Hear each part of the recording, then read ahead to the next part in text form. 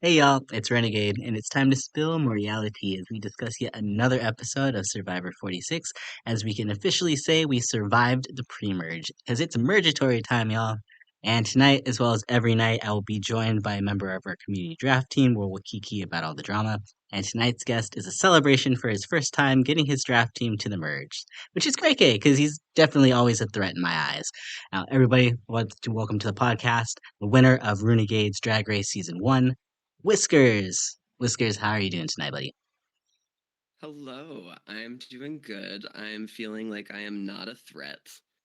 Um, but yeah, I'm doing fantastic. Thanks for having me. Oh, I mean, that's just, we know what you try to do. You always fly low under the radar. And we always see you there. I mean, I see you, Soda, under there, okay? I see what I you're just trying want to to be do. friends with everybody. I get it. Everybody's fun.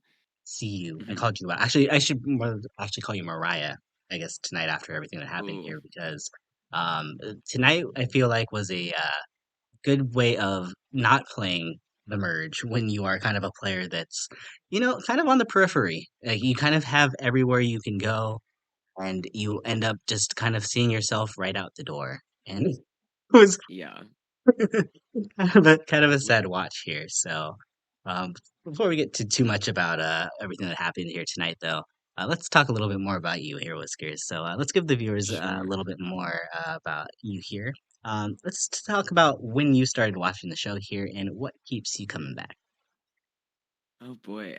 I don't know. I consider myself, compared to other shows that I watch, I would consider myself probably more of a Survivor casual. I don't know if that's possible because I've watched like the last 5 seasons with you guys, but Yeah, I don't think you can call I yourself casual.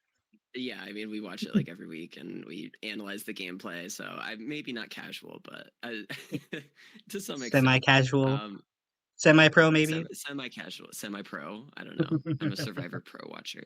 No, but I started. I think my first like Survivor core memory of like seeing it on the TV when I was younger was seeing Kim's season, which I think is like 20 something. Ooh, One Um, World.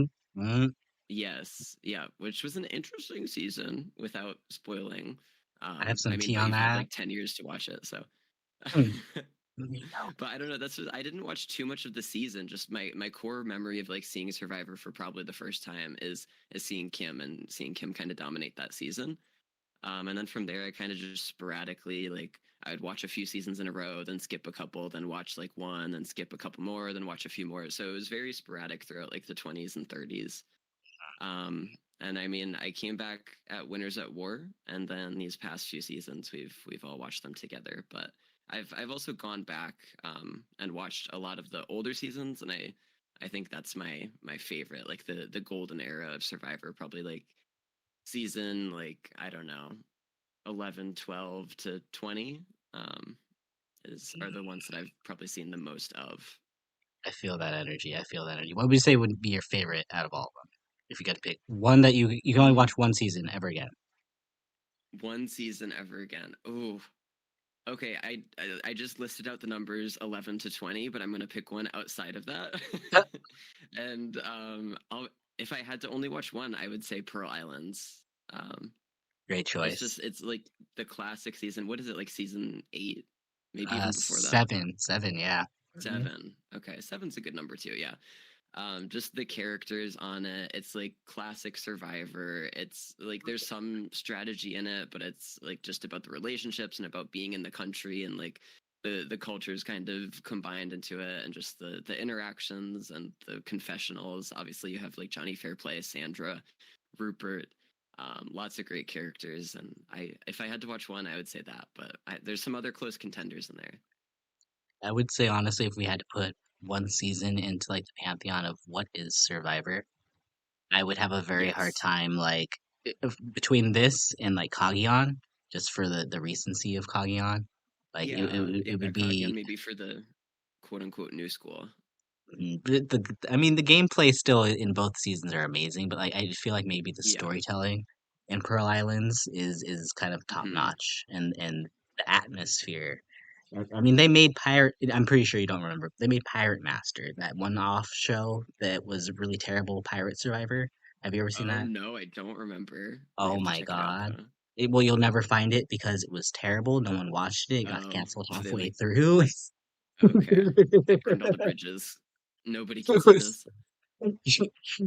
No, it's kind of a cursed show. You'll never find it anywhere. Okay, You'll find those are you'll find sometimes the podcasts best. detailing it, but yeah.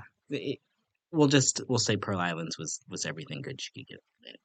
Yeah, Um, and I think the rewatchability of it is like what does it for me. Obviously, because I didn't watch it when it was coming out, but it's a season I feel like at any point you could go back and jump in, and it like makes sense and it's fun and it's engaging to watch. let's do an interesting one here. If you had to pick one out of the last five, anything new era, so anything 41 Okay. and above, what would you say would be your Mm-hmm. favorite? Oh boy, I am actually if I can pick this season, I'm actually I maybe I won't Ooh, pick it just I was gonna because say it's that's happening, but controversial. I feel like this season I'm vibing with a lot of the characters, whether I like them or not. When I say vibing, like in the components of them making a good, entertaining show. Because it's reality TV, it's made for entertainment. So I think the characters that they chose to put on this season are the best in recent memory, in my opinion. As far as making entertaining television, not for playing the game of Survivor. We've seen that for a lot of the early boots here.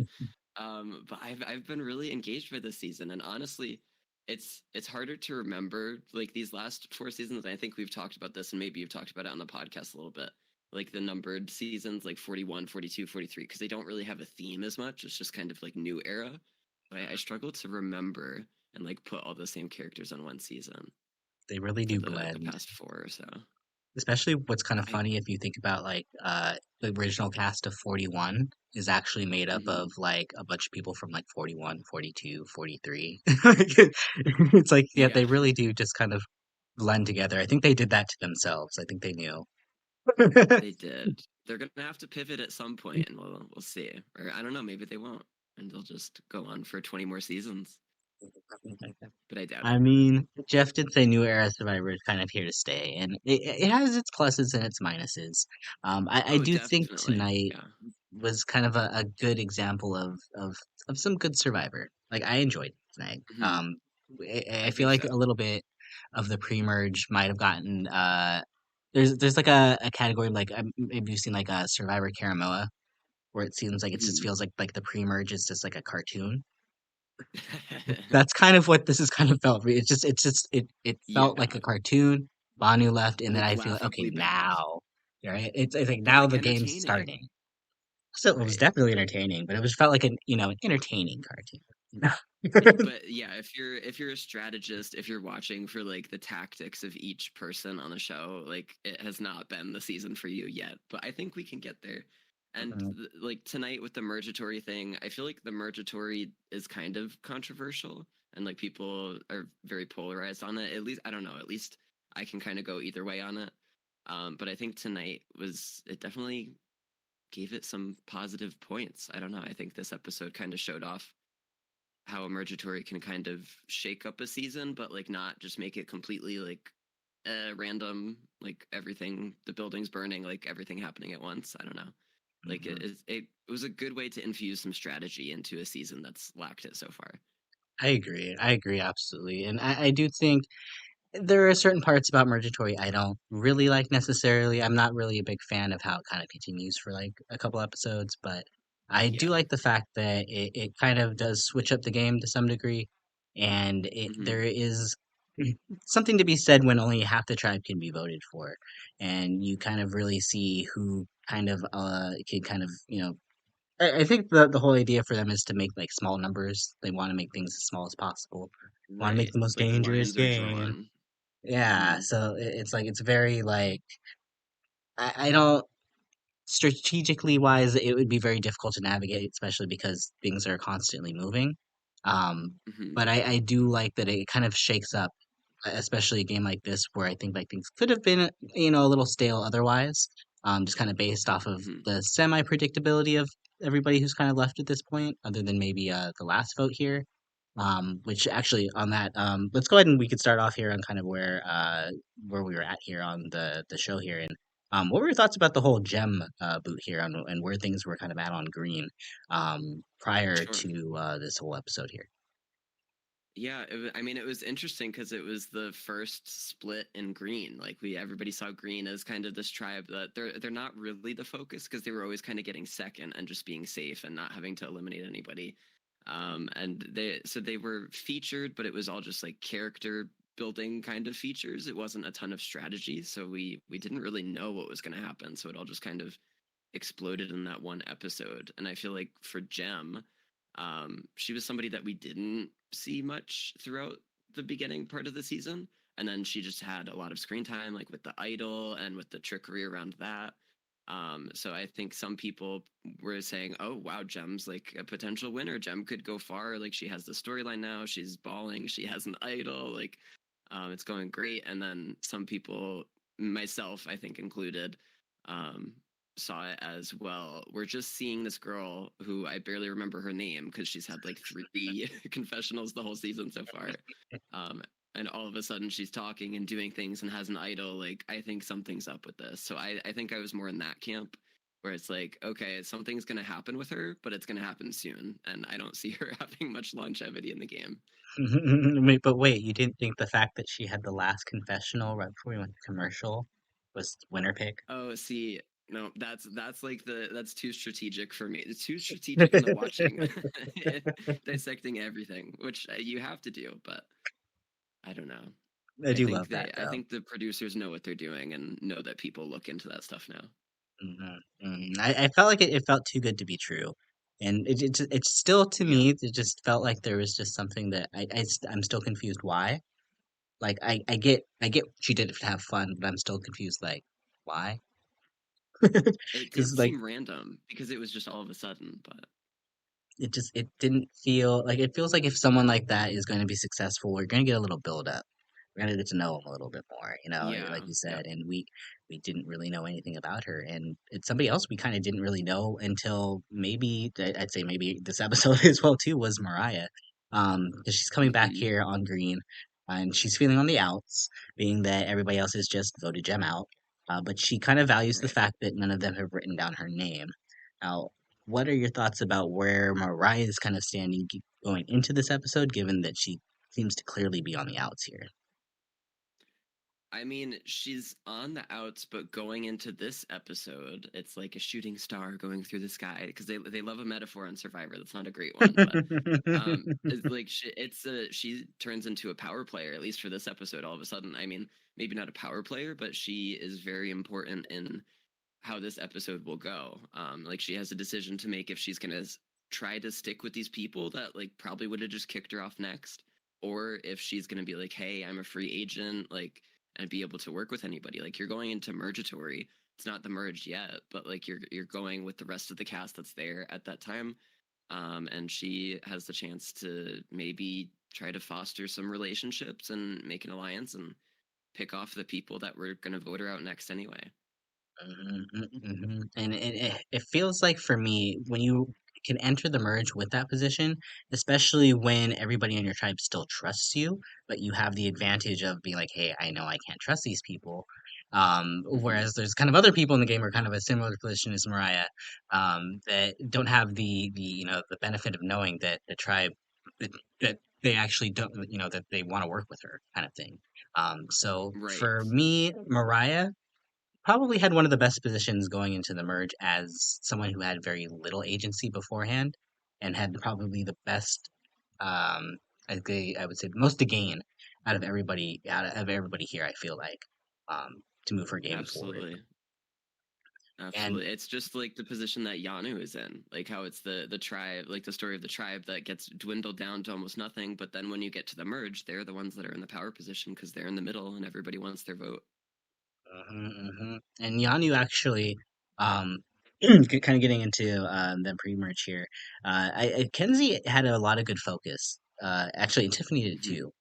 In these scenes here moving forward, because Kenzie is all about this is the spark that they need to move everything forward, and she thinks that losing a lot in the pre-merge has actually sharpened their tools a lot here. So now they actually have a huge advantage of being able to, play the game versus all these people who don't really have any clue of where they stand in the game here.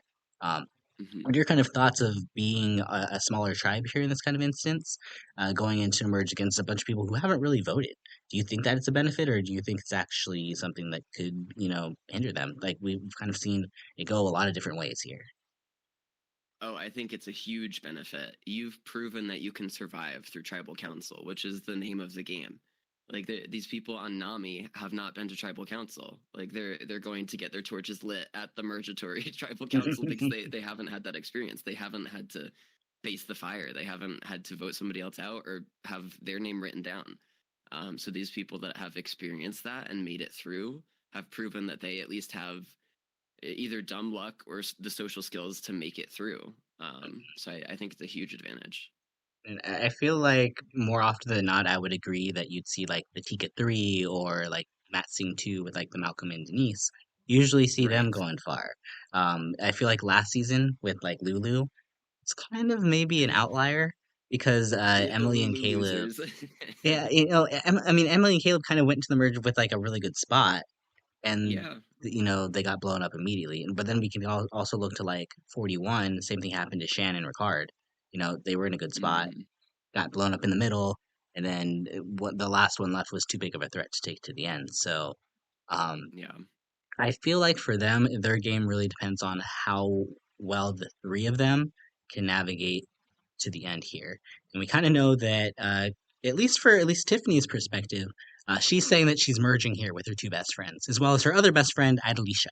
Um, so Yes. feeling pretty good about my draft pick here. I'm not gonna lie, I'm feeling pretty good Right. here. She was one that I was considering to draft as well. I think Tiffany's definitely a power player in this game. She's one to watch. I've had my eye on Tiffany since the start.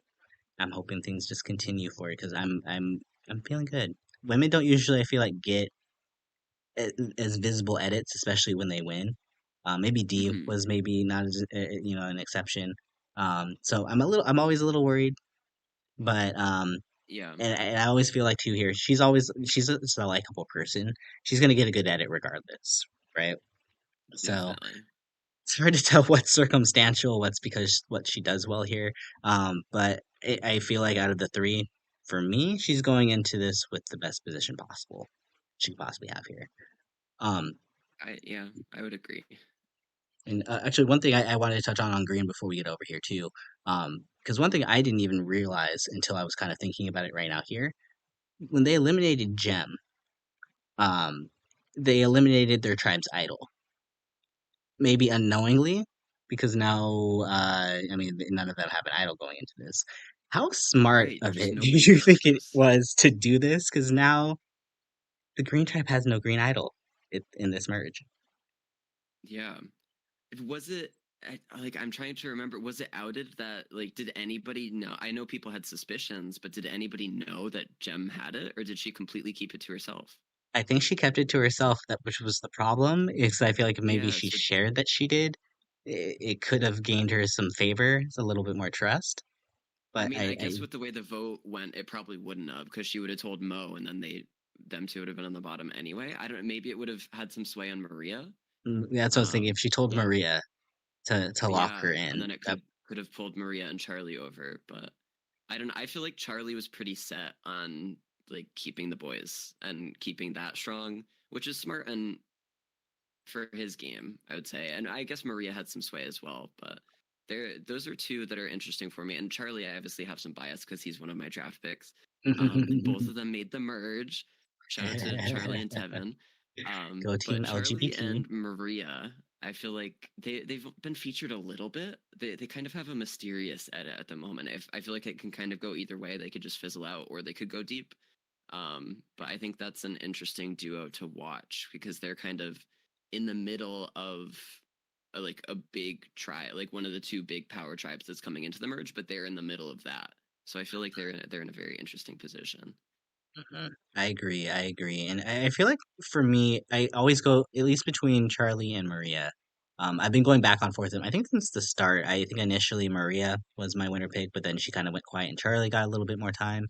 And the fact that they Hmm. don't both consistently get time together for me worries me a little Yeah, bit.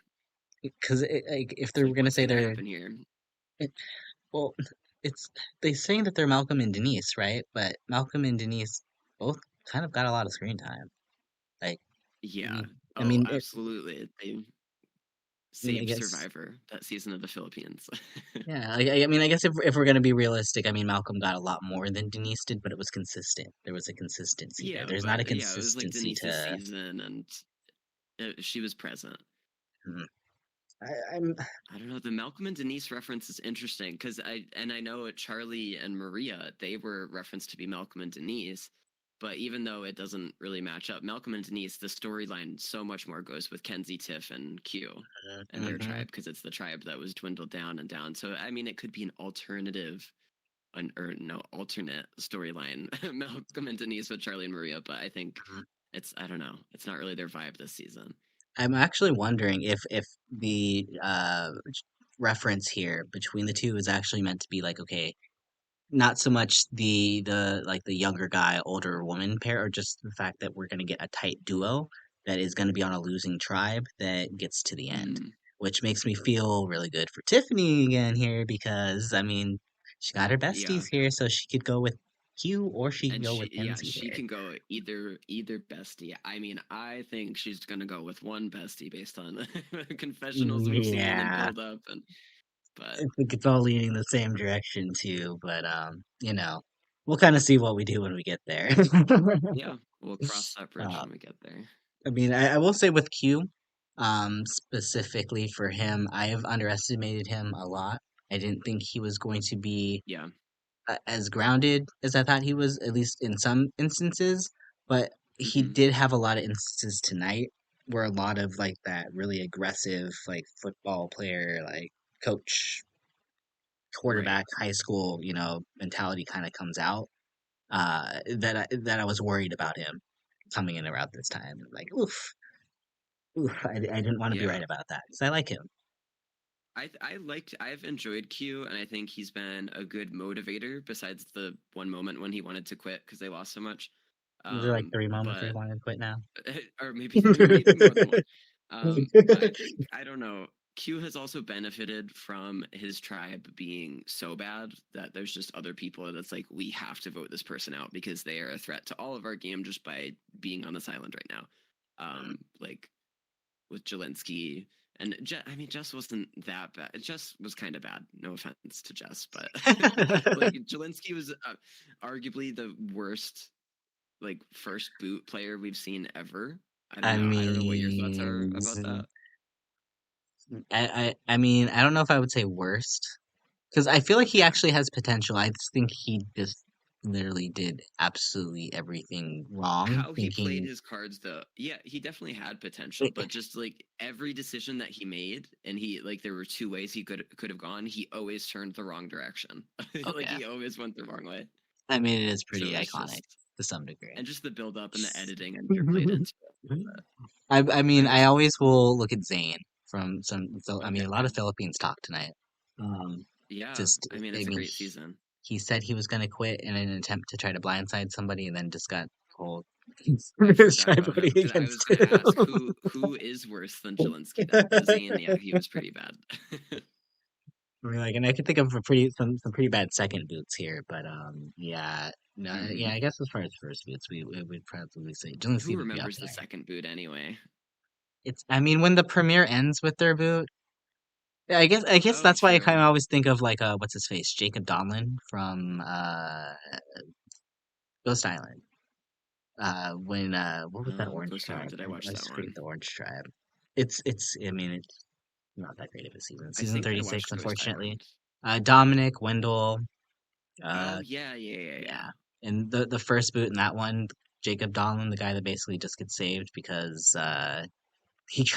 they sent him to Exile Island or Ghost Island in the Oh beginning. no. And so his tribe had to vote somebody else out because he was just such an obvious first boot, and then he just goes home second. Yeah, he was pretty bad too. Um, like Oh, was he Brandon. the guy with like the curly hair? Yeah, Yeah, yeah, yeah. I can something about picture him now. curly hair guys on Survivor, like Brandon. Like they just don't work out for these Yes. nerdy Oh, curly same hair energy guys. as Brandon, or similar energy. Oh, geez.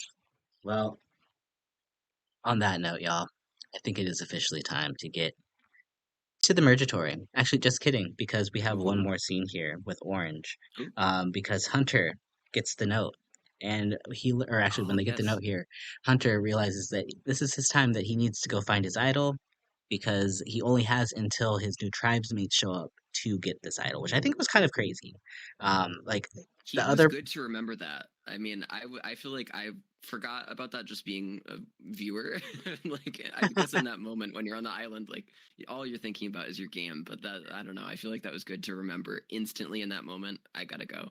makes me wonder how much time he really had here from reading, because it's Yeah. like the other ones, the other way you get it, like it feels like they had a few hours, so maybe the afternoon to get it before, after losing a challenge. But this, you're literally like getting a note Mhm. and these people are showing up maybe like an hour later.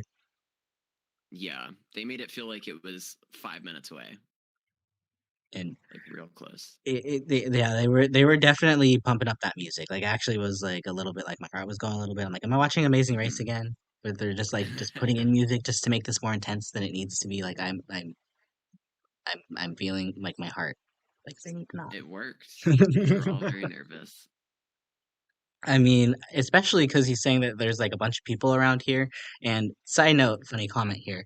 We get a random scene with Venus and Soda, and they're having an Oh argument yeah, back at what camp was here. that? Can we Why is delve it? into that a bit? They hate Soda. These editors have dogged on her since episode 2, where they had that scene where they gave the idol to Venus, and then you see Soda snatching it. Like, they have been Hmm. subtly throwing Soda under the bus so much. It's It's such a like, weird edit. That's like another duo. This is like the season of duos, I guess, but that's another duo. It's like frenemies with Soda and Venus because they're getting such weird edits. Because I feel like Soda is the more likable one and Venus is maybe like the more villain. But I don't know. I feel like the edit is giving Venus the underdog likable story and Soda is turning into the villain, and they kind of like toggle back and forth. It's so odd, but I kind of love it. I'm kind of here for it too, and I'm just kind of hoping it lasts a little bit longer here. I don't really see Me any too. reason why either of them should be maybe a target after maybe in the next round or two, if they could sneak Hmm. by. But I mean, I just thought this scene killed me. I loved it, It was and great. It just like random. They were the editors were like, okay, we have to throw something else in to balance it out a little bit with Hunter looking for this this idol or what was it? It was an idol that he was getting. yeah, his hidden media idol, yeah. Okay, his official idol. So they had to balance it out, and let's just add this random argument to add Yep. to the Soda Venus battle. Well, it's the cherry on top of really it too. Then you have Liz randomly coming out of nowhere, switching up on Hunter too. I'm just like, That's just so Liz's character this season. he can't catch a break here. Like, he's literally has. I mean, I really like Hunter. I've grown to really like Hunter here. Um, Yeah. but this tribe, I think I'm gonna miss Nami. I didn't really initially like them to start with. I've grown to really enjoy the chaos, and I'm kind of sad to some degree that isolated stuff here with Nami ends. Oh, I feel like we will be getting a lot more here if this Mergatory is Yeah. anything to say, because immediately after these tribes get together, Venus immediately jumps ship. Immediately. I mean, we knew it was going to happen. Everybody had to have known.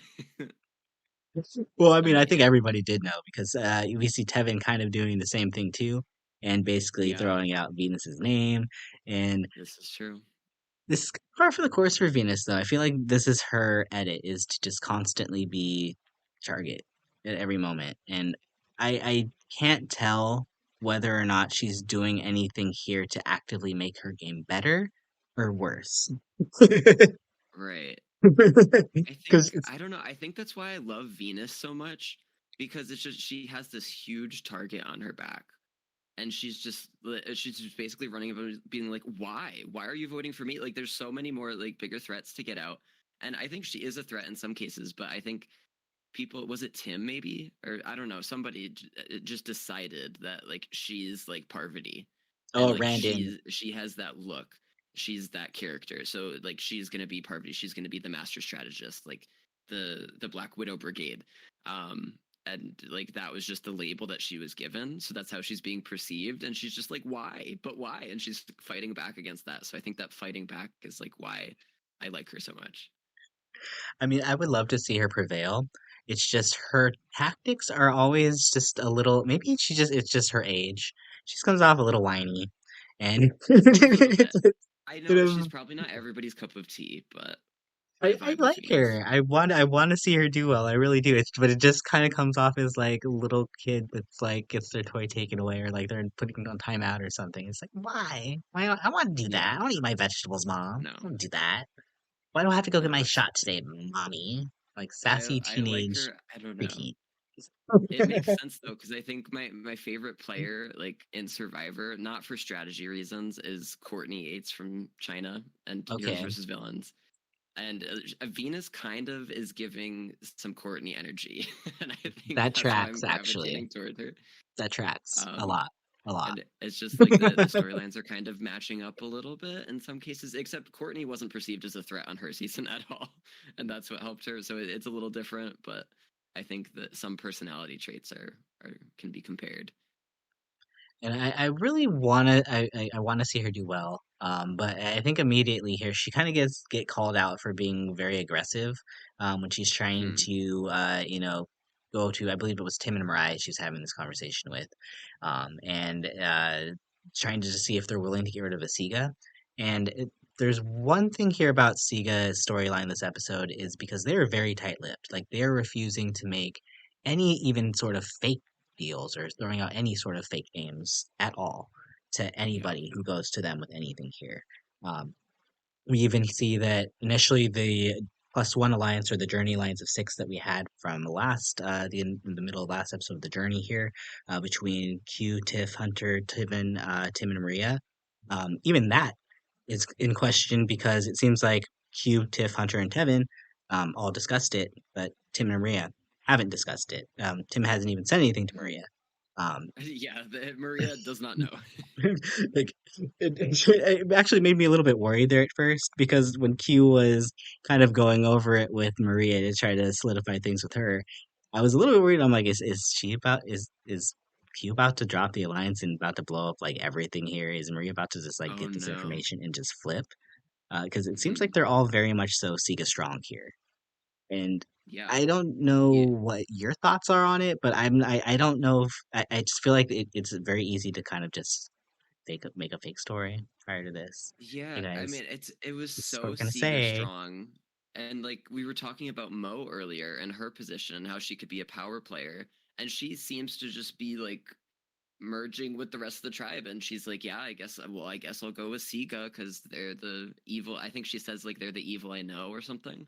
So it's like you don't really trust these people, and they were gonna vote you out the next episode if your team went to tribal, and you're just gonna go with them like just because that's easier. So I don't know. I was questioning that, and it kind of makes me question all of the Siga players. Like I know you have to have a core group, but you have to kind of be open and you have to give other people something, even if it's not true. You have to give them an inkling of like some cracks, just so they don't just say, okay, well, Siga's 6 strong or 5 strong. Let's just get them all out. Like it just makes you a bigger target by not saying anything. And it definitely didn't feel like it worked in any of their favors at all. And especially No, like yeah, Mariah too. She has no reason to support these people at all. And it yeah. actually ends up hurting her the most, it feels like. I mean, ultimately, at the end of the day here. Because she tells everybody that she's Siga strong, basically. And that Hmm. everybody voted for Jem. And it's kind of like, Um, Meh. I mean, something else though during this conversation though, I think there was the conversation she had with Q. That Okay. Q or Mariah starts it very sketched out with Q, and I'm like, okay, is Q about to become the target here? Well, no, because it turns out that Q is actually the one sketched up by Mariah when she name drops that she wants to be like Aubrey, which is like, why did you say Aubrey's name? Yes, She's basically I know. Parvati. Say There's anybody else. don't say Sandra. You don't say Parvati. Say Aubrey. Don't say Wentworth. Don't say any I know. female survivor play. Don't say Right. That's the Sari. thing. That's yeah. That's the thing. Venus is Parvati and Mariah is Aubrey. Just It, because just because a man said so. it's so easy to Basically. just put that connection on and be like, damn, you're them. And it's like, why? Why would Yeah. you voice that girl? Like, It's such a silly thing too, because it's like why is that the reason that like of course that's the reason that Q goes and like runs a witch hunt against her because she said that Aubrey's her favorite player. Like you could say anybody's your favorite player, and he's just like, oh well, she's gonna be like Aubrey now, so she's a threat. So let's vote her out. It's like, is Mariah really like Aubrey? I don't know. This is why you need to say your favorite player is like Jelinski. Yeah, I think if I officially ever moving play forward. Survivor, my Banu. favorite player, my favorite player is Banu. Yeah, Banu. He won I'm my sure to heart. win a million hearts. I'm one of the million. That's what my shirt will say. One of a million, not one in a million, one of a million. Heart. Or a million Done. and one, and you're the one extra. Oh, Banu. It's not. He's going to be the talk of this. We're going to literally be at the very end, and we're still going to be bringing up Banu every podcast. That's the key. I was gonna say that's It's left the a mark. one that's gonna be mentioned every single episode. I feel Maybe he really you did win can't go here. an episode without mentioning Banu. He could be our winner. He could legit be Mm. the winner here. Like But the that's what it added enjoyment to the season for me. I mean, by the end it was rough, but like I'm gonna remember the season because Banu was on it. yeah, Banu season. Literally. Survivor Hmm 46 Banu season. We're just Yeah, gonna not rename it here whoever now. wins. Done. It's gonna be Banu season. Banu Island. Let's have him come back here. Uh Hmm no. We have enough people playing messy here that we don't need Banu here anymore. We're fine. Yeah, no. Um Glad he's voted out. TBH. I think the only point of kind of clarity we kind of get here is that Tim and Maria finally have their conversation moments before the challenge. Last minute, Tim. Um, and they do decide they do want to go along with the plus one alliance. Although Maria, I mean, I think she's kind of maybe the one out of everybody in Siga that feels like maybe she's in the best position. She still hmm feels like the Dina to me, just the strong female that's gonna get kicked off here at some point, just because she's social also She too. looks like a threat. Like she just everything she exudes and her personality, just is a threat. When you're playing Survivor, I feel like I don't know. Even when we were watching the interviews, everybody's like, "Oh, like we all like really like got quiet and focused, and like she's one to watch out for." But it could have gone either way. Like she could have gotten voted out early because she could be a threat, or I don't know. She just has threat written across her face, basically. I still want to see Maria do well. I'm just Oh, I like her a lot. I would love to see her go far, and because she's tied to Charlie, my pick, so I would love to see them go to the end and Charlie win, or I Kevin. That's fine. kind of have to be honest though. I think this could be our episode that sees the downfall of Siga though, because I'm just they're all playing this really bad. Oh, absolutely, the downfall of Siga, but also I want to speak on the plus one alliance. I'm not sold on the plus one alliance. I don't know. It's getting some screen time, but it does not feel strong. I mean, one of the members just found out this episode that she's a part of it, willingly or unwillingly. But If it's not something that I don't think it's gonna last much longer. think it could be setting up for something else. And I think they kind of clued us into that something else earlier when Yeah. Tevin and Charlie and Q and Tiff, the four of them kind of all locked in. I think hmm that's gonna really be the power core. I mean, possibly switch out Q with Kenzie. But I could honestly kind of maybe see them all possibly working together as a tight unit here. I'm Yeah. I mean they've, that could be a good one. they've all got really good edits, and I mean, two pairs generally working together. I mean, in that kind of that a sense. Pretty strong. Yeah. Eh, I'm and they may not work together to like the end game, but they could definitely be like late game players for sure. But Yeah, I would say so. It's good to have those like the framework laid out, even if you don't. I don't know. That's the best kind of alliance that you could have. I feel like that's every reality competition show player's dream is to have an alliance that nobody else on the show knows that you have. Secret alliance is the way to go. Very hard to do, but and I feel like this season especially, they've been really good like calling people out about who's like being with who. I feel like they're not making it a oh, secret, so absolutely. we'll see if they can keep it a secret. But That was just I'm Banu that was calling people out. Does that count? I Bono mean, was just true. reading everybody's phone book. He was like, this person is with this, and we voted out this person, and we went into the ocean for 22 minutes, and then we did this. It was like, okay. Manu So I don't decided know. to go shopping and bring his receipts to tribal council. He Yeah, said he wants to have story time, okay? he has been taking notes of everything that went down on the island. Not the notes. I need a Renegade notes emote, by the way. Yeah, We'll Bono make would be one. a good guest for the finale. Bring him in, get his thoughts. Welcome to the Renegade podcast featuring Bono. We'd love it. We Could you can. imagine? He just wouldn't be allowed to watch any of the other episodes where we've talked about him. It's all been nice-ish. Nice. We love Banu. Let's change the subject here. In Pivoting. that seamless transition, we get to the challenge. So, I actually thought this was kind of an intense challenge here. It was There's a to be lot going played. on. Yeah. Actually, before we talk about actually the challenge specifically, um, actually, we might have talked about it initially here, but do you think that if they were to do a situation here where instead of randomizing the groups, that they were to play in team challenge, like another immunity challenge, and instead just have one tribe be immune? Do you think that would change things up, or do you think it's slightly better here that we're mixing the teams up in two, so that way we get two completely random groups? Um, this is, and as we were watching the episode, this is one factor of Mergatory that I don't love. I don't love the splitting up of the tribes, and like one is completely, they all are safe and they get to get their buffs and go to the feast, and it's just like at the draw of a rock, which I guess like a big part of the game of Survivor is luck. So I guess that comes into it, but it just feels it's too forced for me. And it's like really everything is coming down to a rock, and like I could be on a stacked tribe as we see here. One tribe is kind of physically stacked compared to the other. It doesn't always mean they're gonna win. Mhm. But I don't know. It's too much random, all at a pivotal point in the game for me.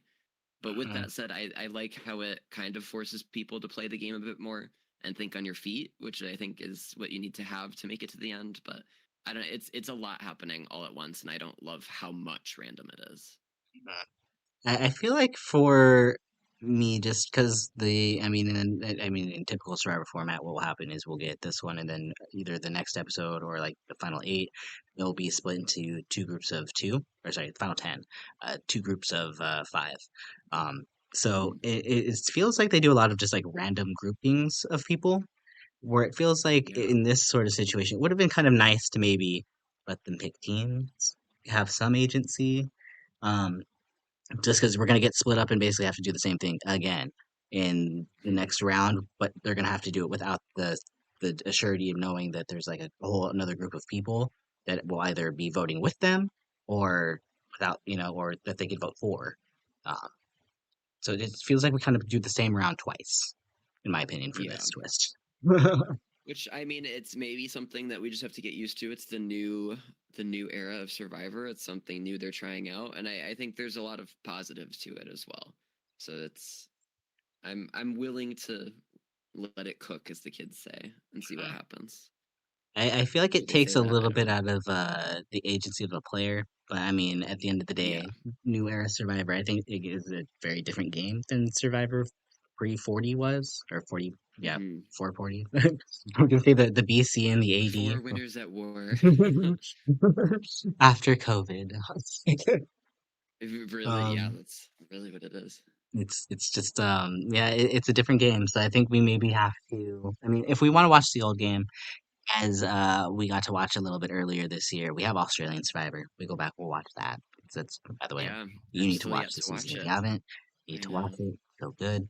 Um, but the one thing that for me that was really good about Australian Survivor was their challenges. This not set up in the same way as maybe an Australian Survivor challenge kind of gave me the same kind of intensity, and I think maybe it's because it was just what's on stake here, or the fact that who knows could lose from either group here, especially Yeah. because initially going into this, purple, I mean, as you said here, is stacked. They have literally every guy on their team, but Charlie, and they have Kenzie as well. Whereas Charlie has every other female on her team other than Kenzie. So it's basically Charlie's Angels Hmm. again versus all of the men Charlie's in, Angels in, ever. in Kenzie. And I mean, even Tiffany is she gets to decide which group she wants to back here. And if the team she Mhm. picks wins, then she also gets immunity. I mean, she obviously picks purple, which is, I mean, would do the same. I think anybody Yeah, 99 times out of 100 gonna pick purple here. But I think especially looking at the challenge and seeing that it's like mud and like ropes and stuff. It's like, yeah. sandbags, giant boulders you have to Hmm. scale. And you know, I was actually kind of surprised initially because you have to start the challenge out by going through a net crawl. The women actually start out the challenge really well because the net's really Yeah. low to the ground, and so it really benefits you being small, just based on the fact that you know you have to fit in tight spaces. So Orange gets out to a pretty good lead initially from the start. Um, doesn't last very long, unfortunately, but they Unfortunately, do initially get a lead, so we can note that. Um, good for Orange. they then have to push a cart through a field to collect the sandbags. Then they'll use sandbags to build themselves to get top of the tower. At the top of the tower, they'll grab a key and then slide down the other side. Well, they'll then have to work together to get up a massive boulder. And then in pairs, we'll have to solve the final puzzle. And I mean, obviously, purple runs away with it as soon as they get to the sandbag collecting portion of it. They get to the top of the tower, get their key, and start basically building their puzzle before everybody on Orange has even gotten to the boulder. But we have to say the Orange does a great job of catching up, and Purple, I think, is just really bad maybe at doing puzzles, or they just took a really long time to do that second section.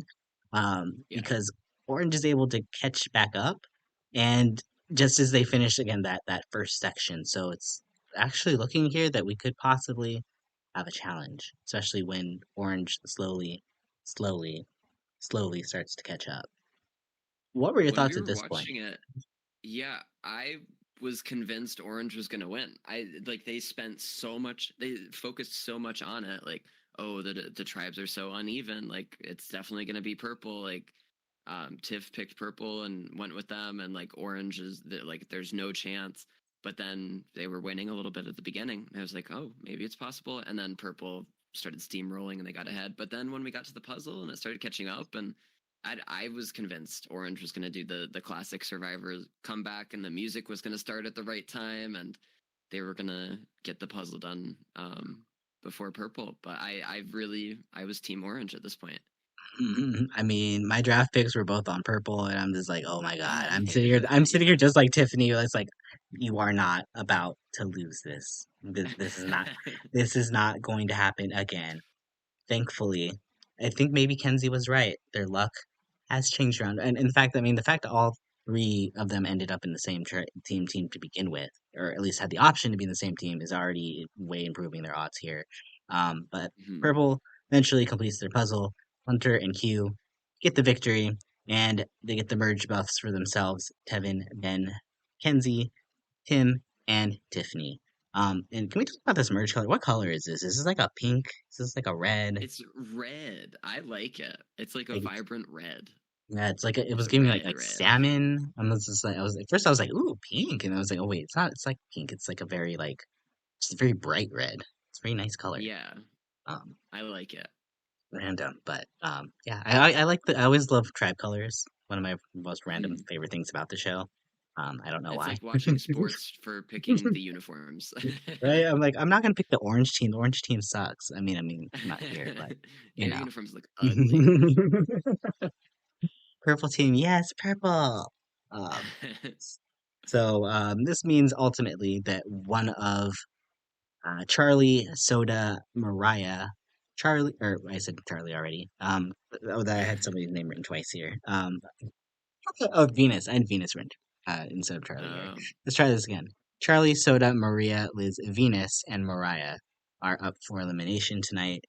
The rest are safe, and I could breathe because my draft team is now safe here at this moment, I and can't. I'm It's fine. not looking good for my boy Charlie. Um, one thing I do want to bring up: if did you catch during the challenge?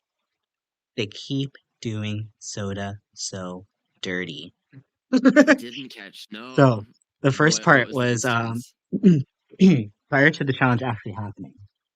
There's a moment where Venus is kind of they're on the mats and they're looking over, and Venus kind of looks over to the other tribe. She's joking around. She's, "Oh my God, look at them!"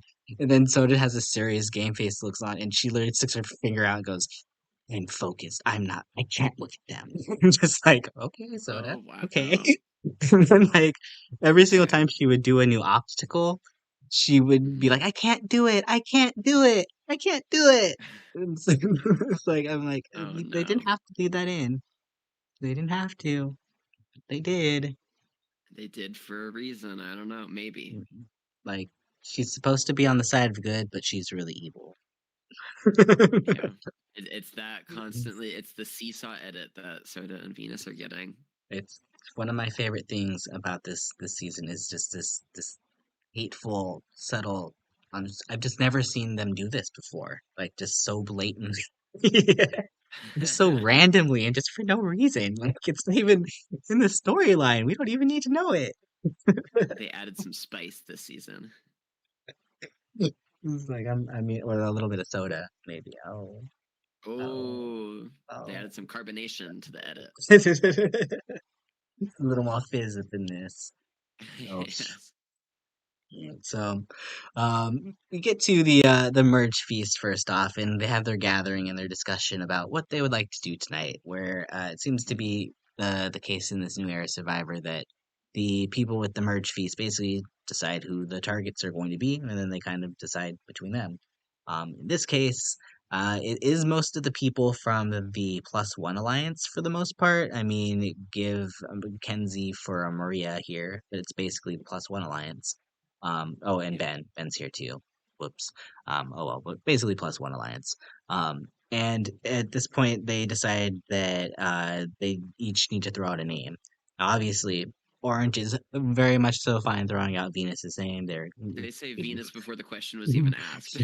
right. It's just like, so what They're is like, Venus, Venus? please put her out. We've been waiting. We've been waiting. I mean, Tevin is salivating, and it seems like Ben and Tim, though, as per usual this episode, are way timid. They don't want to throw out a name. And eventually Hmm. they do bite and throw out Mariah. But I think at that point, the damage was already done. Like, they needed Yeah, to throw out everybody the is name suspicious of them. immediately. Like, Absolutely. I like, even if it's like gonna, like, you're worried about the name being out there or whatever, like, you clearly already don't care about it because you're gonna clear your last vote. Right. It's such an So, easy name to throw out. Like you just that's the case of like if you're a good survivor player, you have to like think on your feet and just be like, yeah, I have to cut my losses here and say a name to protect my own game going uh, deep. well, So, what's even worse though is they throw out her name and then they eventually backtrack on it too, and they start saying, "Oh, yeah. well, yeah, we'll do it, but we'll do it after Venus." It's Yeah, like, let's get Venus first, please. eesh, y'all are being so It was nuts. not good, not good. And we talked about it a bit earlier too, with the green team being kind of wishy washy, and they want to stick together, but they don't. But they want to vote Mo out, but they don't. But they want to stick together. So like they just can't make up their mind, and it's shown at the merge feast. And there's clearly not one of them that's really, I feel like, is leading this group, or maybe there it is, maybe it's Charlie, but he's not here. Um, Yeah, so it's Ben and Tim who are not gonna. I maybe if maybe I would think Ben would be more of a leader than Tim here, but I would not have. I Tim did what I expected him to do, and Ben too. But yeah, Green doesn't really have a set leader. like They're they kind are of. making look Tim and it looks so bad this episode. I think Tim's downfall has started. I mean, I'm fine with it. If he goes next episode, I'm okay with it. I mean, I'm been all in on Tiffany since the start. Um, Mm. I if mean, he, yeah, he's not my draft pick, so it's whatever. It is what it is. But I don't know if much is better for your other draft pick here too, because I mean, we can talk about this in a hot minute. But Charlie ends up yeah. getting his name thrown out there later here too. So, Oh, I know. mhm, I was at the edge mhm, of my seat. mhm. So, um, it looks like all this ambivalence between green here is making orange purple. Seems like they're leaning towards Mariah here as they come back to camp. And there was another scene I just want to point out here as someone who is clearly on Team Tiffany here. There's a scene where they were walking to the well to talk strategy, and I don't remember who it was. I think it was Q. And maybe I don't know. There's another girl there. I don't remember. But someone goes, "Oh my God, just the person." It was Venus. Just the person I want to talk to. And then they like made Yes. this big deal about Tiffany walking up here. I'm just like, yes, please, please give me Tiffany all this winter attention, please, please do. Um, at this point, Tiff tells Venus that she was the alternate vote and it needs to be Mariah tonight. But Mariah doesn't want this because she doesn't want to send a girl home. So she wants to send home Charlie, which your draft board is already screaming at Venus. How dare she? Yeah, Venus does not act the right way in this situation at all. Her outward expression, she like she instantly reacts, which is I think bad if you have the personality of Venus and just instantly goes and tells people like I think we should go for Charlie. I think if you know that your name is out there, like these two people just sat down and told you that you're a target, like you have to kind of take that into into your strategy a bit here, but she does not. She's like, let's just get Charlie instead. Which I like when the tribes were split up at that challenge, I was very worried for Charlie because he's on this team that like it looks like they're probably gonna lose and he's the only guy there and if they do something like a women's alliance sticking together, he's the obvious vote. He could be a threat going down the line. So I think Venus has the right idea here. I think he is a threat that she should be looking to vote out. But this is not the time to say it, Venus. Like you gotta close your mouth here and just survive another day. I do wonder though if she's opened up a can of worms here. Because I mean, we can jump ahead a little bit here, because it seems like Charlie might get some attention in this next episode coming up. So I'm wondering if this is the start of a Charlie arc here that eventually leads to his likely demise. Because Hopefully not. But it's it's or it his feels like it came out of winning nowhere, and moment. he's not giving me enough of the I mean, well, he hasn't at least in a little bit here, give me enough of the counter personal intuitive thoughts that we need. Like this Yeah, episode was not a we're Charlie not getting his episode. perspective. We were for a while, and I was feeling real confident. But it has lessened a bit. But you know, it could come back. It could come back at any point. I mean, it's possible. I'm not gonna hold my breath. I will. Just because this episode with Green was just oof, oof. Yeah, it But was a bad episode for the Siga Tribe, because the I former can't Siga Tribe. say I support any of them here because I'm just like it seems like I mean even here when Venus throws out Charlie it seems like still it's Kenzie, Q, Tevin that are making the ultimate decision because they go back and Yeah, basically kind of decide, well, what do we want to do? Do we want to do Mariah?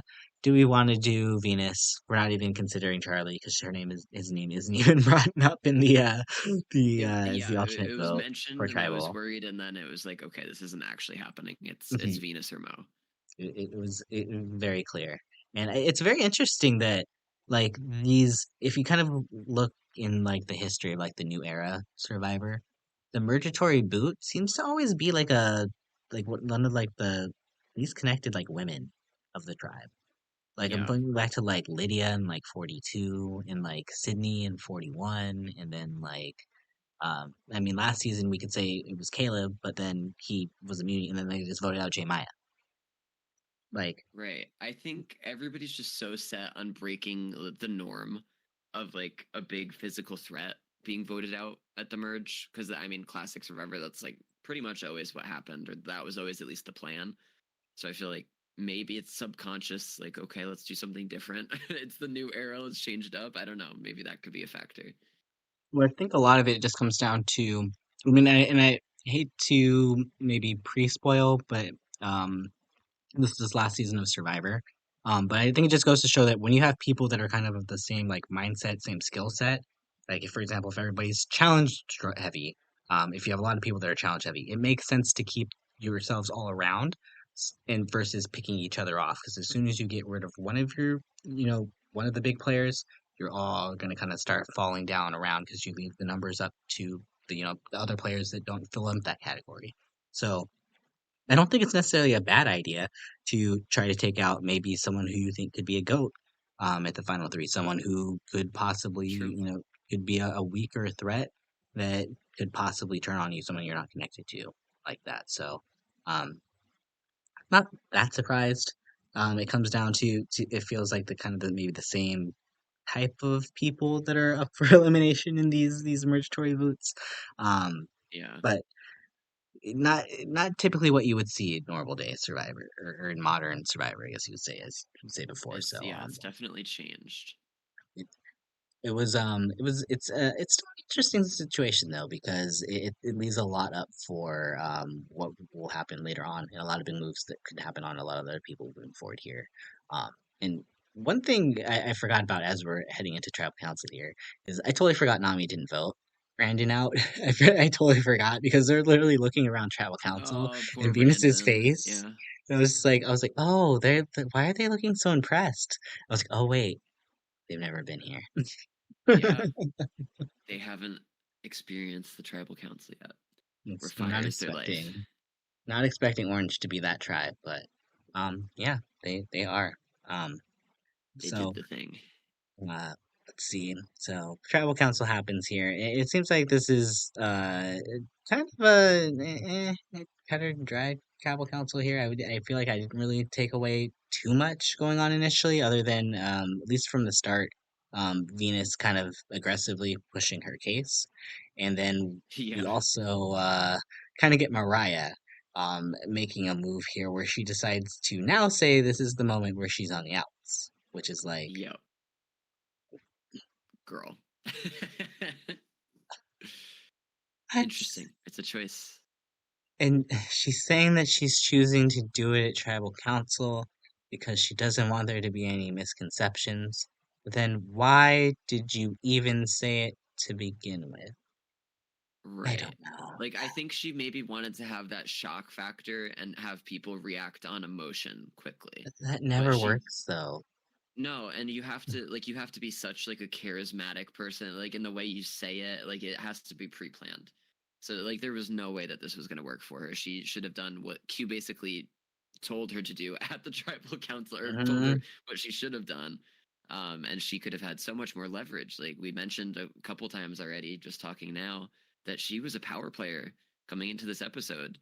And she really could have determined how it went if she just went into the merge saying, "Hey, I am a free agent. Work with me." Like she has that tribe of three. She could be a fourth, and that could have been a power grouping. But instead, she didn't say anything. Was like wishy washy. Yeah, I'm gonna stick with my old tribe because that's safe. And she finds herself here being one of two people that's gonna be voted out. Makes me sad because pre-merge here I was not expecting Mariah to be this messy. I had her pegged as like I mean, I guess for lack of better words, Aubrey. But I yeah books can't be judged by I their don't know. cover. Uh-huh. I mean, I had her like mid jury or so. I didn't think she would be Mergatory boot for sure. Um, Yeah, that's a surprise. She I wasn't gave her very a couple more memorable, like rounds. in her edit for me. Yeah. Was there any sort of at least for me, I didn't really feel too much, tension here. I mean, there was always the possibility Venus could have gone, but it felt very clear, at least for me, that it was Mariah, um, as the Once we main got to target. tribal, it was like, okay, yeah, she's just throwing stuff at the wall. She's gonna play her shot at the dark. Like she thinks she's going home. So it was pretty clear. I thought Venus was going home before that. Um, I don't know. Like I just thought it was. I didn't want it to happen, but like Venus had so much screen time. So I thought, okay, maybe it's just like we're seeing all of this of Venus because like it's her big demise and like she's gonna get voted out because she talked too much. But no, it was Mariah's episode. I feel like if it was a Venus demise episode, we probably wouldn't have gotten those shots with like her being right about Soda. Like there's something about Yeah, this soda about line. I was understanding trying to say. her perspective. Right. We understand where Venus is coming from, which usually means you have the potential to go far. But I don't know. I guess we'll get into winner predictions later, but I Oh, don't know about Venus. yeah. I'll say this: she's not my winner prediction whatsoever. She has not been Yeah. at all. But I am still living for her. What's at this point? Um, we could get into winner picks in just a second here because I mean, tribal council is pretty obvious here because It's um, yeah. she plays her shot in the dark, doesn't get it. Fortunately, she's not Caleb, so the editors don't want to keep her around, and they just all literally vote for Mariah, except for Charlie, who votes for Venus as a security measure just in case his name gets brought Which is up. smart. So, Absolutely. Yeah. absolutely very smart on Charlie's end there. And I wonder here if this sets up the possible war since Venus. Again, I mean, who isn't Venus warring with at this point? Um, but we also learned that, I mean, next round is our second portion of the Mergatory sequence, I guess you could say, where we will be splitting the group into two teams of six, and they will have to be voting separately. And two people will be going home, and I'm assuming they'll do what they did last season, where they have a challenge, and the last person standing will win the jury for whoever the boot is on their team. So Yeah. I fully expect Venus to have her name going around here, especially since there's going to be four votes this next round. Um, It'll I be feel like tough for Venus, I think. Yeah. they've given a lot of targets here. There's Soda, Venus. I mean, Tim. It feels like he's getting a lot of like obvious Yeah. time that he's going here. Um, Charlie could possibly pop out of nowhere, become a target No. again here. Yeah, Um, it's possible. Definitely possible. like I mean, who knows? Even Liz could possibly come out of nowhere because she's not getting any screen time. So when Liz starts to get screen time, she's going home in the next episode or two. Um, Absolutely. Liz, I so forget, exists until she's on the screen. I mean, at least now I won't get her confused with Mariah anymore. So I'm glad at least one of them is gone now before the jury starts. So no twin twist on the jury here, unfortunately. But yeah, that was the episode, and I feel like we have a lot of fun storylines kind of set up moving forward here. Like there's Yeah. a lot of question with like this plus one alliance here. I mean, there's a lot of individual relationships in between the players, a lot of power duos that we're seeing. It, it could kind of honestly still go in a number of different ways here. But I definitely we could go ahead and get into our winner picks now because I feel, at least for me personally, things have been trending in a direction. They have been all season. I'm not gonna get off this train. I'm still all aboard the Tiffany train. So she's been the most Really? consistent. I'm She shocked. be shocked. I hope everybody here, their Gasp. jaws are on the floor. Hope this is as shocking as Banu getting voted out here. No, Oh, like it's yeah. it's it's just yeah. Everything for me tonight felt like it came together when she had that little confessional with her merging with her besties. I feel really good about Tiffany and Idalicia's chances, and I'm just Hmm. gonna keep saying it. Alicia. And I'm sure the editors are just building me up for a big fall, and I'm going to regret this in a few weeks, but I don't care. And Tiffany will be my number one, and she will continue to be my number one as long as she's in this game. Wow. Yeah. I And mean, that's my speech. I I understand. I respect that you're on the Tiff train. And I mean, I kind of am too. She's in a great position. She's had a great edit. She's like a core player of the season. Like she definitely is going far or like having some lasting impact on the season. But I feel like I don't know, I'm getting some vibes from different people and I mentioned it earlier, but I really like the Maria and Charlie duo. Mm, Um and as it is, I don't think I could see either of them winning, but if there is some sort of split and some sort of breakup, I don't know. I just get the vibes that one of them could go on and win. And I think they're both definitely capable of doing so. They both have shown that they're intelligent and calculated players and have somebody by their side. But I don't know. It's kind of a weird winner pick because it's like a double one. But if they both go far, I don't think either of them will win. But I could see like I don't know. It's like I'm predicting where the edit is gonna go, but mm. I could see So, either of them coming out on top. so what we'll do because we like to pick a top three. So I'll let you have Okay. Maria and Charlie here as Uh your huh. first two. But I could be honest because Okay. Maria and Charlie have kind of alternated in my winner predictions here. Um, they're both officially off the table here. I don't like Wow. the way that Siga played this merge here. I just don't like what I've seen from them in the first six episodes to make me feel like there's winner potential in any of these people. At Uh-huh. least when it comes to story. Maria still gives me the best vibes out of all five of them, but I'm officially no longer picking anybody from Siga at this point. Um, Okay. I'm I mean, actually that's fair. I think Siga is over. Siga is canceled. I mean, that being said, though, we kind of touched on it earlier here. And I feel like we are being set up for a strong power duo to run the season. And that's Yeah. why my second pick is going to be Kenzie. She was Uh-huh. she was on the edge of last week. I was toying with putting her in the top three. It's, but tonight I think solidified it. There's too much good in her edit at this point. And the fact that I don't even feel like anybody brought up the fact Kenzie is a threat here, it's probably a good thing for her. Might be something that's brought up a little bit later on. I am having a hard time not. I don't know if it's not Tiffany, it's Kenzie.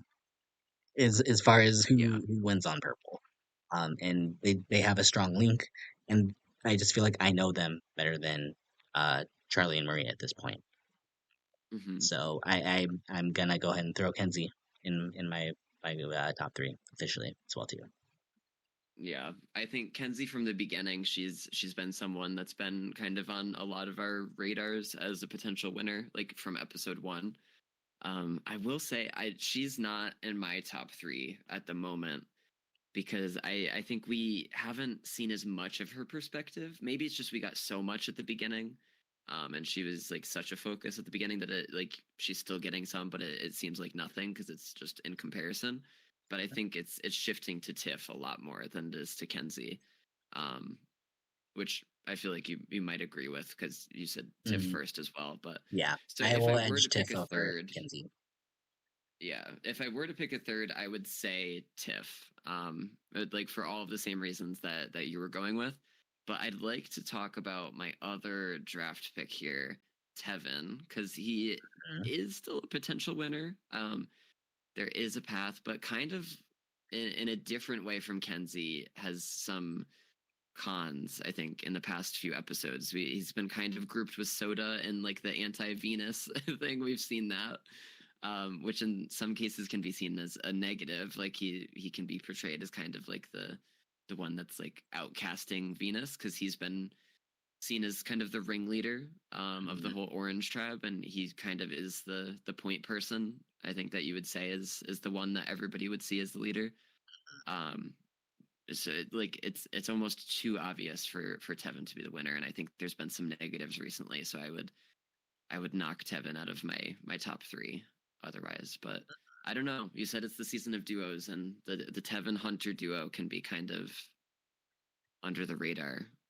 I don't know. They Well, I they have they see. have an interesting duo, and I feel like you'll have some thoughts on this as well. But Tevin and Hunter are very very interesting, and they had that I forgot the name of the show, but like the name of their alliance is the The Andy show. Griffith It's like Alliance. the Andy Griffith Alliance. So that like they had that whole thing. So it's like okay, they're gonna have some factor in the season, and I feel like Tevin is like an obvious game player, and Hunter is under the radar, which I don't know how because I feel like I would go. I mean, this is like any viewer is like, oh, I could go on the show and do so much better. But I feel like Hunter is such a big threat strategically and physically. But we're just seeing his perspective.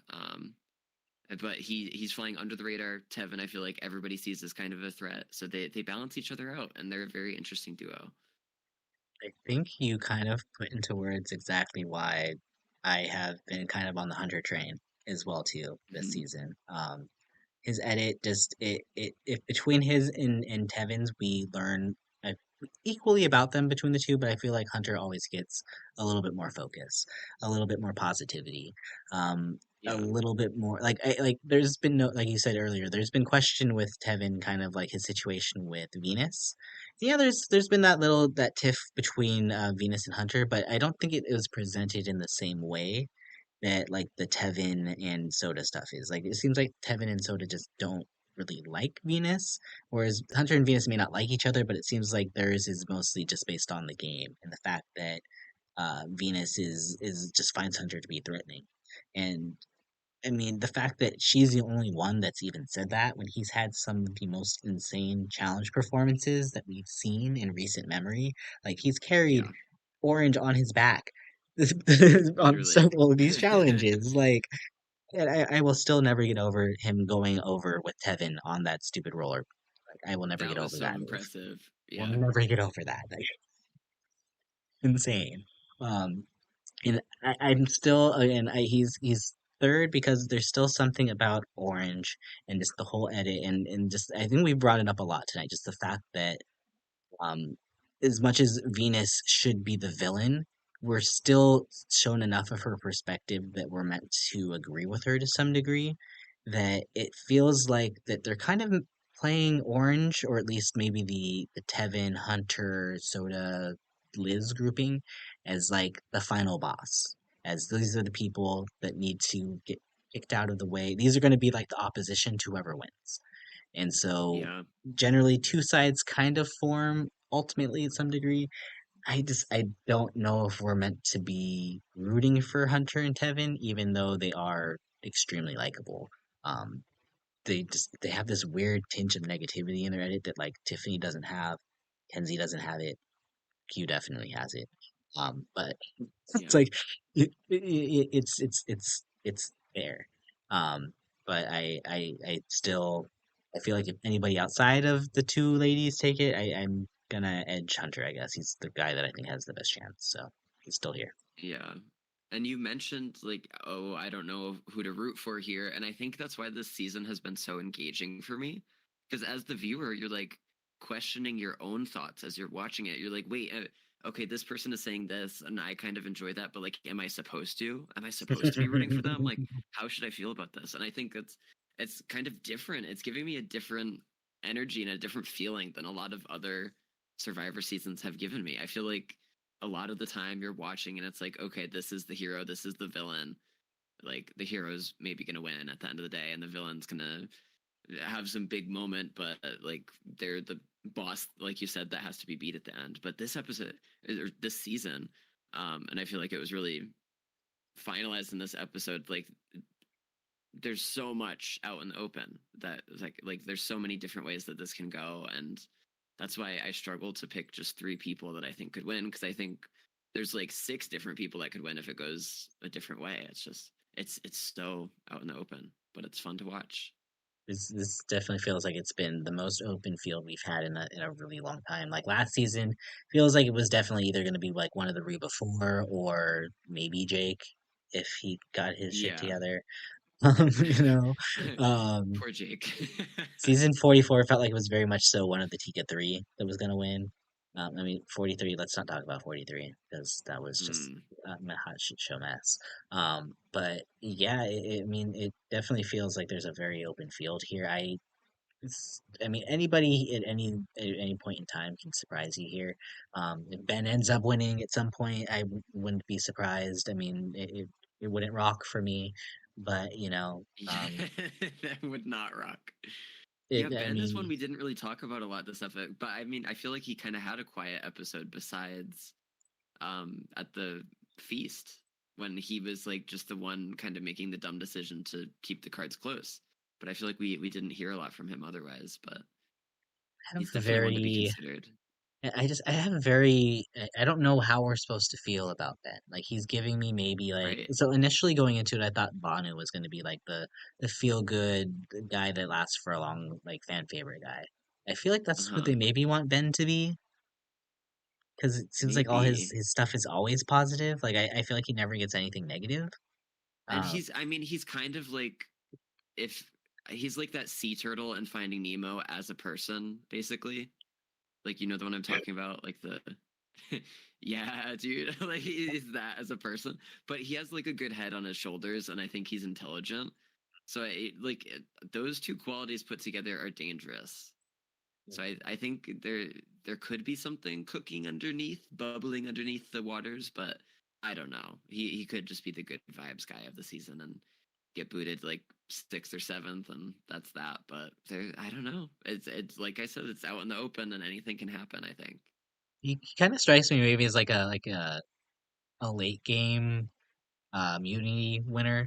person that they have to like make sure loses a challenge at some point, you know? Like Yeah, he or like just changes the course if he wins or doesn't win. yeah, like maybe he gets like the final five and he's on the outs and he wins, or like final six he's on the outs, he wins the challenge and like gets booted final five or something. Yeah, No, he just we don't know much about his relationships outside of Charlie. And then it's just like the Siga right. dynamics in general, I just don't feel like are explained enough for me to really feel like we're gonna see anything else other than a purple or an orange winner. Um, so kind of my opinion moving forward here, but who knows, honestly. Like Who knows, they're really? red Yeah, now, so we can't say purple, orange, and green. We have to be colorblind. It's red now. They're all reds. So red. one last thought here. I had a random thought here. Kind of hoping. Um, especially when Tiffany went to the well and had that moment with Venus. What are the chances Mhm. that Tiffany and Kenzie and Venus become some new age Black Widow brigade? I would live. That would be amazing. Do I think it's gonna happen? I don't know. But I that could, would be I saw a some path good where Venus survivor jumped ship. entertainment. I saw a path where Venus jumped ship, works Uh-huh. with Kenzie and Tiff, like super close. And then like I'm not sure where it goes from there. But they get rid of like green, maybe. I don't know. I don't think it's gonna happen this way, but like I see a path Yeah, we're just theorizing. As Venus goes home next week. Yeah, that would be sad. I want Venus to go farther because she adds so much potential to the way things are going to break up this season. And that's one thing, but I think like at the well with because it was Tiffany and Q and Venus at the well. I feel Mm. like Venus lost so much credibility to both Tiff and Q, like where they Yeah. would not want to work with her at all. So like had that not happened, I could see it. Maybe she'll be able to pull in Kenzie and then convince Tiff, but I don't know. I don't know if I see that happening. I would love it to happen, but I don't Shattering know. my dreams right before my Yep. face. It's okay. It's I'm fine. here to temper expectations. All right. Well, it's been a fun time here. We've almost did almost an hour and a half here. So, a lot of I've good had so much conversation, a lot fun, of yeah. good thoughts, a lot of good deep dives into this. I think we have a lot of good potential, a lot of good story threads of where things could go here. And I agree with you. I think a lot of people were down on the season beforehand, where it didn't seem like maybe it was focused on the game. But now we're getting a lot more game Yep. content, and I feel like what the benefit was to the beginning part of the season is we got to see these people inside of some really crazy, ridiculous situations. So now we get to see how they react when they actually play the game. So, um, Right. You have the context. And I think that's so important. Like some of my favorite seasons are when you get to know the personalities really well. So I feel like this season, yeah, the gameplay hasn't been good, but we know these characters pretty well at this point. At least the ones that are going to be important, we know. the ones that And aren't on it's green. so up in the air. Well, we'll That aren't see. Maria and We'll see. Charlie. And I guess Ben. Yeah, Actually, you know what? Honestly, exactly. only The Tim is ones that I probably picked in my winner Tim and picks. Liz. Tim and Liz are probably the only two I'd be like they're underedited. Um, Yeah, and Soda just for her negative storylines. Everybody else, I feel like we know. I mean, but we even know Soda we through know. the Yeah, negativity. So you know, absolutely. Yeah, I feel like Soda we know. Maybe not really well, but pretty well. But it's up in the air. It's where we're supposed to be at this point in the season. Mergatory. The game is changing. Our thoughts are changing. Who knows? who knows? Who knows? That's a great place, honestly, to end it for tonight because I feel like this is a very unpredictably good season. I think, and who knows what we'll be getting next week, especially as we get into some crazy double booting going on here. So, everybody out there Spicy. listening, want to thank y'all for hanging out with us tonight. Or today, or whenever you're listening. Are you enjoying the season as much as we are? Go ahead and let us know in the comments below. And if you like the video, go ahead and drop a like and subscribe for some more content because I'm pretty sure I'm going to force Whiskers to come back in another podcast here soon. So, Oh no, anyway, I'm chained down. it's too late. You're working. It's too late. Call out. Working for free That now. contract I signed. Oh no. It's over. No, but thank you for Over. having me. I've had so much fun. It's been great to chat, and I look forward to coming back in the future. of course. It's been a pleasure. It's been a pleasure, y'all. And get the tea going, and spilling in the comments, y'all. It's been a Yes. pleasure hanging out with y'all tonight. On behalf of Whiskers here, I'm Renegade, and we'll see you next time. Bye. Bye.